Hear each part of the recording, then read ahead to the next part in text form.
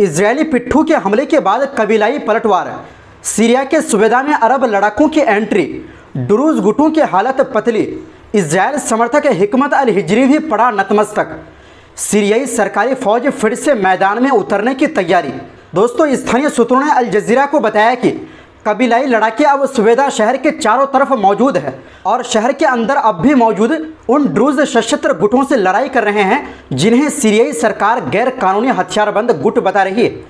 अल जजीरा के सूत्रों ने यह भी बताया कि शुक्रवार तड़के कबीलाई लड़ाकों ने सुबेदा शहर के अंदर से पीछे हटकर फिर से शहर के बाहरी इलाकों में मोर्चा संभाल लिया है और अब वो देश के अलग अलग हिस्सों से आने वाली नई कबीलाई टुकड़ियों का इंतजार कर रहे हैं। इस बीच सीरिया के कबीलों और जनजातियों की परिषद के प्रमुख शेख अब्दुल मुनइम नासिफ ने सभी कबीलों से अपील की है कि वो तुरंत सुबेदा पहुंचे। अपने हथियारबंद साथियों से घिरे हुए सीधे कैमरे के सामने खड़े होकर नासिफ ने अपील करते हुए कहा, हम अपने लोगों पर हो रहे जुल्म को रोकने के लिए और अल्लाह के हुक्म के तहत सीरिया के हर सूबे में मौजूद अपने कबीलाई भाइयों से अपील करते हैं कि वो फ़ौरन सुबेदा की ओर रवाना हो और हमारे लोगों को कत्लेआम और नस्लीय सफाई से बचाएं। उन्होंने आगे कहा, हम अपने कबीले के बेटों से भी गुजारिश करते हैं कि वो इस्लाम और अरब तहजीब की ऊंची नैतिकता को थामे रहें और किसी पर हमला ना करें सिवाय उनके जो उन पर हमला करते हैं।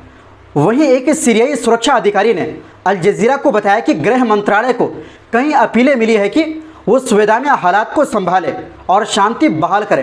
मंत्रालय ने जवाब में ये कहा है कि वो स्पेशल फोर्स तैयार कर रहा है जो सुबेदा में जाकर लोगों की सुरक्षा और शांति व्यवस्था बनाएगा। और इससे पहले कबीलाई लड़ाकों ने सुबेदा के पश्चिमी ग्रामीण इलाके में एक जवाबी हमला किया जिसमें उन्होंने तारा, अल दौर और मजरा जैसे गांव पर पूरा कंट्रोल हासिल कर लिया। यह हमला तब हुआ जब इजरायली समर्थक ड्रूज के सशस्त्र गुटों ने बेडुइन कबीलों के लोगों पर हमले और हत्याएं की थी, खासकर उस वक्त जब सीरियाई सेना और सुरक्षा बल वहां से पीछे हट गए थे। सीरियाई सरकारी न्यूज़ एजेंसी साना ने बताया कि ड्रूज सशस्त्र गुटों ने सुबेदा शहर के मकौस मोहल्ले पर हमला किया जहां बेडुइन समुदाय के लोग रहते हैं। वहां महिलाओं और बच्चों पर भी जुल्म किया गया और कई लोगों की जान गई। दोस्तों, रिपोर्ट में कहा गया कि शहर और उसके पश्चिमी ग्रामीण इलाकों में बेडुइन लोगों के घर और मोहल्ले इन गुटों ने जला डाले। यानी किसने जलाया? इजरायल के पिट्ठुओं ने, जिसे इजरायल का सपोर्ट मिला हुआ है। दोस्तों, इजरायली समर्थक के पिट्ठू के हमले का अंदाज़ा आप इस बात से लगा सकते हैं। स्थानीय सूत्रों के मुताबिक सुबेदा के शहबा कस्बे में 1000 से ज़्यादा बेडुइन नागरिकों को बंधक बना लिया गया है, खासकर सरकारी फोर्स के हटने के बाद। साथ ही 500 से ज़्यादा परिवारों को अपने जलते घरों को छोड़कर भागना पड़ा। वहीं ड्रूज समुदाय के बड़े धर्मगुरु यानी इजरायल का पिट्ठू हिकमत अल हिजरी ने दमिश्क सरकार से अपील की है कि सुबेदा में फ़ौरन ऐसी फोर्स भेजी जाए जो झगड़ा ख़त्म कर सके। ये बात उन्होंने ऐसे समय में कही है जब कबीलाई लड़ाके इनके खिलाफ मैदान में उतर चुके हैं। और उन्होंने एक वीडियो में कहा कि उनका समुदाय अब भी संयम और भाईचारे में यकीन रखता है। उन्होंने कहा कि जो लोग हिंसा और उकसावे में शामिल हैं वो सिर्फ अपनी बात कर रहे हैं, पूरा समुदाय ऐसा नहीं है। उन्होंने सफाई देते हुए ये भी दावा किया कि वो और उनके समर्थक ना तो सांप्रदायिक है और ना ही फसाद फैलाना चाहते हैं। मतलब जब अरब कबीला मैदान में उतरे ये अब जाकर सफाई देता है, जबकि इन्होंने ही सीरिया के अंदरूनी मामले में दखल देने के लिए अंतर्राष्ट्रीय समुदाय और इजरायल से मदद की गुहार लगाई थी।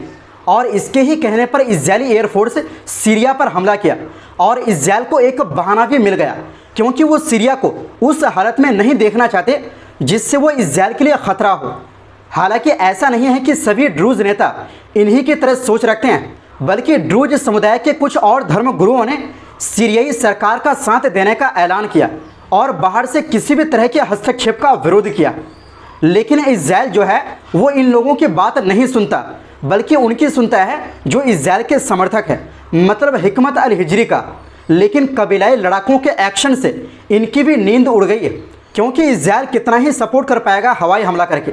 वहीं दमिश्क में राष्ट्रपति कार्यालय ने एक बयान में कहा कि ड्रूज गुटों ने उस समझौते का उल्लंघन किया जो अमेरिका और अरब देशों की मध्यस्थता से तय हुआ था।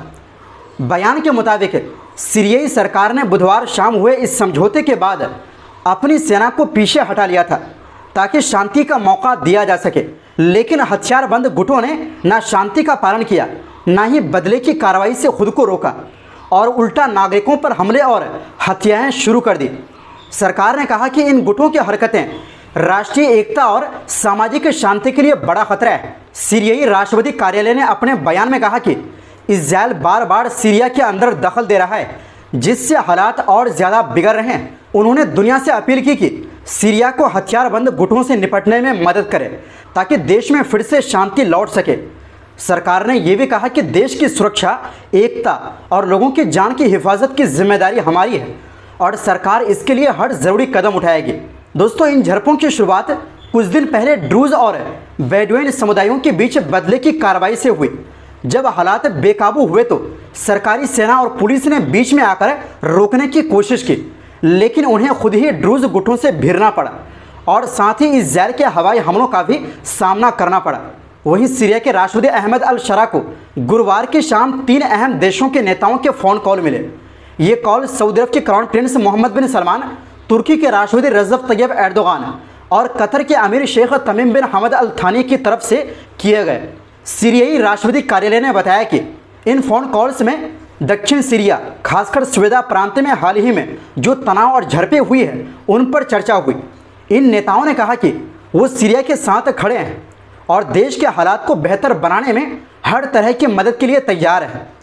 तीनों नेताओं ने यह भी कहा कि वो किसी भी बाहरी दखल को ठीक नहीं मानते और उन्होंने इजराइल की तरफ से सीरिया पर किए गए हवाई हमलों की कड़ी निंदा की है।